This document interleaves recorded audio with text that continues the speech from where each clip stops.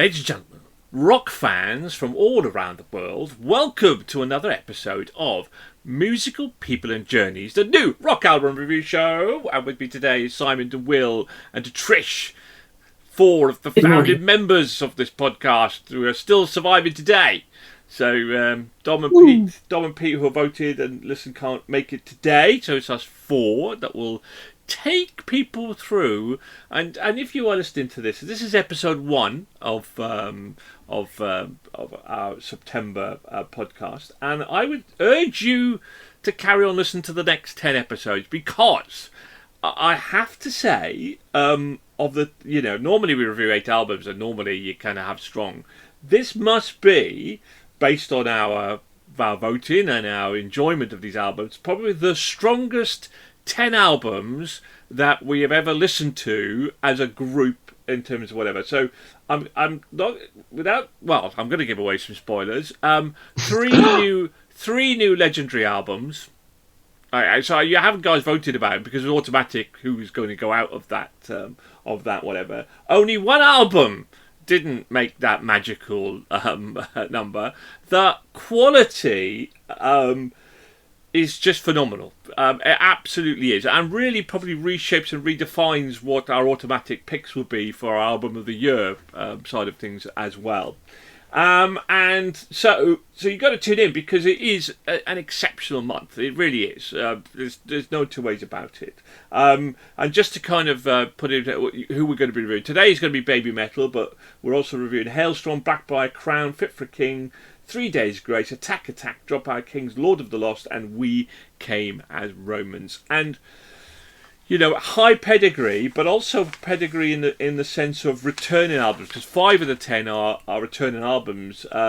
Babymetal, 3 Days Grace, Babymetal, Hailstorm, Blackbriar and Crown, we've all reviewed before, in which Hailstorm, Blackbriar and Crown already had Hall of Fame albums that have already got that high level. So, without further ado, I think you're going to tune in. Please hit the like and subscribe button. And today we are reviewing Babymetal and their album Metal Force. Now, we previously reviewed them with the other one album, and it just fell short. It just fell short of our Hall of Fame, and it didn't quite get that magical 4 out of 5. Because that's what we do, by the way. We rate albums out of 5 for our listening pleasure. No more than that. So let's start then. Babymetal. We have to go to the baby of the group, which of course is William. William, what did you think? Are you a fan? Not a fan? Talk to me. So I was a big fan of the aforementioned other one. No, I really like Babymetal. I'm a massive fan of theirs. I've seen them playing live twice. Fantastic performers, incredible song, and yeah, this album is it's pretty spectacular.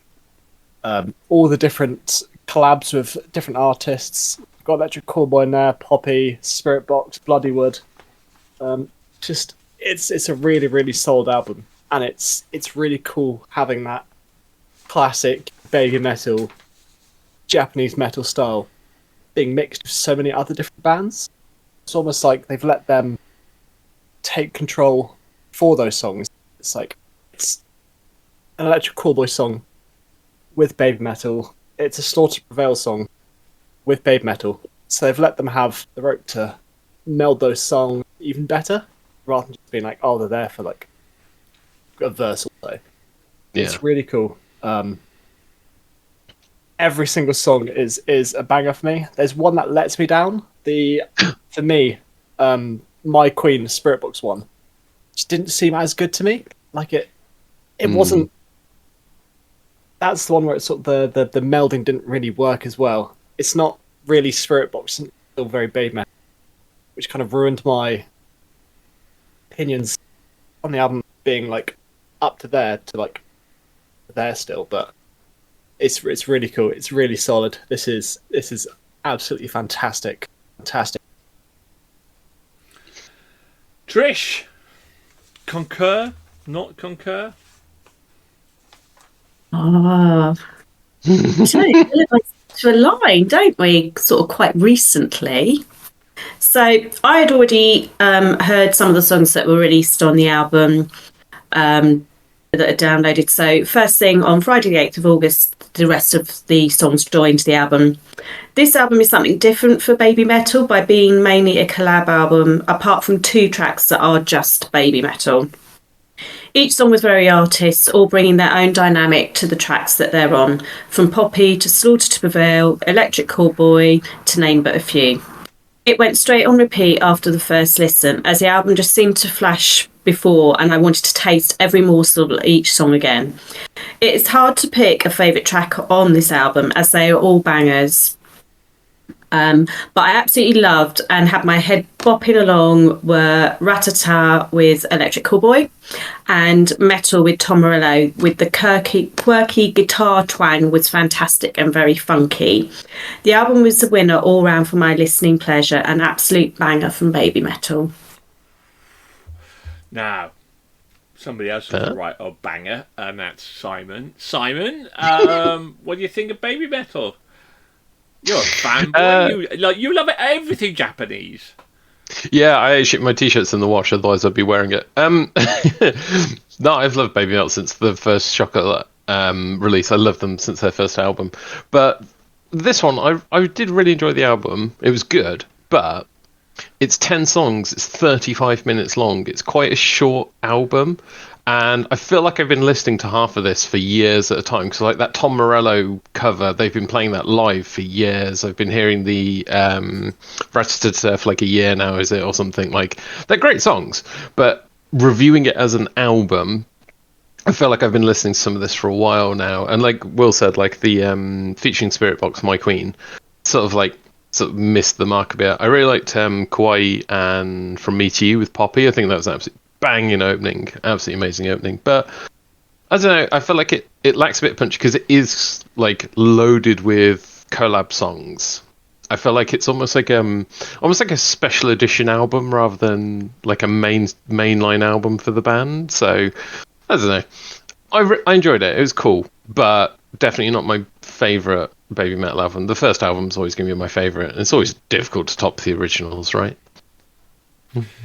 Oh well, I mean, you're right, because we are the originals, and you can't top us. So anyway, there we go. I absolutely adore this album. Actually, I think the collabs really kind of work for me personally, because I don't enjoy it when an album is full of foreign language lyrics, because I like to know what I'm listening to. But saying that, but because of Low Lubs, there was obviously quite a lot of English into this one. But even though the Japanese side was just as fantastic, I think the infusion of the different of Western rock, of Asian and Indian rock was just. I mean, it was another level. We always look for something different to kind of review, and I think having seen them when they were supported Sabaton also helped as well, because I think seeing them perform and the energy and the what they put into it was just mesmerising, and their music is mesmerising. Rat-a-tat, obviously we've been listening to when they released it for a year as well, and Metal was fantastic. But for me, Con was just absolutely, what a tune Con was. I mean, probably my top 5 of songs for the year as well. And that infusion of kind of Indian, Asian and Western rock was just phenomenal, absolutely phenomenal. For me, the Spirit Box and I Prevail songs was just a non-starter for me. I just really, obviously it went way too metalcore for my side of the taste. And normally I kind of rate an album, if there's 2 songs I can't really listen to, particularly on a track with not so many tracks, rate it down. However, the other 8 tracks were just so phenomenally good, they carried the rest of it as well. So, yeah, really good. Really, really, really, really, really good. Good album. Very, very, very good. Okay, so, good enough. Is it good enough? I suspect it will be, but would it be good enough to get into a Hall of Fame? Would it be good enough to get into our, well, what is really now the attaining is to get an automatic pick for our top 20 albums of the year. Let's find out, shall we? Will, give us your vote, mate. A very, very strong 4.5. Oh, see, I was expecting full marks there, Trish. Well, it's Spirit Box. Let me down. Yeah, okay, fair enough. Yeah, no, Hey. fair enough. Yeah, absolutely. Five. Simon. Nice. 4. Babymetal 4. I know. Pete, give it a 4.5. Dom, give it a 4.5. I, despite the 2 tracks which let the album down for me personally, give it a 4.5.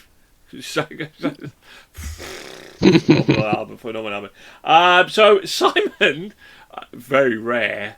We drop your 4. Very Simon. rare. Simon, your 4 will never be. It was struck from the annuals of MPJ Records, which gives it a score of 4.6, which puts it in our, well, it's basically our top 10 albums of the year, 7th, joint 7th, so we should give it an automatic slot into album of the year, which is phenomenal, because if it wasn't, it was going to be my wild card. It's 14th album of all time. Obviously gets into our Hall of Fame, which is just phenomenal, and currently becomes a new legendary album. It's a new legendary album, and well deserved as well. Babymetal, what an album!